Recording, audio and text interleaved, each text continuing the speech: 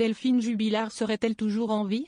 Selon Cédric, l'infirmière aurait mis les voiles et serait en réalité partie loin de la France pour aller s'exiler à l'étranger, débuter une nouvelle vie. Une thèse très vite écartée par les proches de Delphine qui ne croient pas une seconde aux tergiversations du peintre plaquiste. Delphine Jubilard en aurait-elle eu assez de la vie de bidochon qu'elle menait avec Cédric à Cagnac-les-Mines et aurait-elle décidé de tout plaquer pour partir vivre à l'étranger?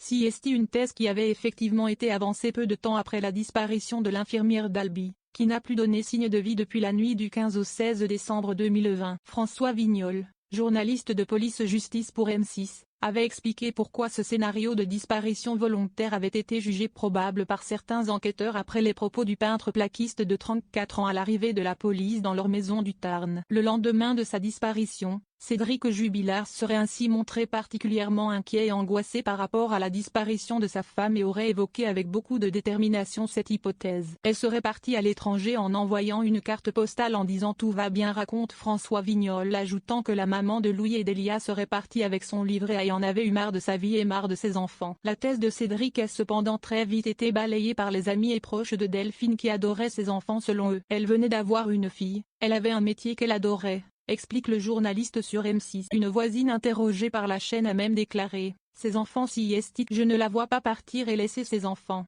surtout un bébé ».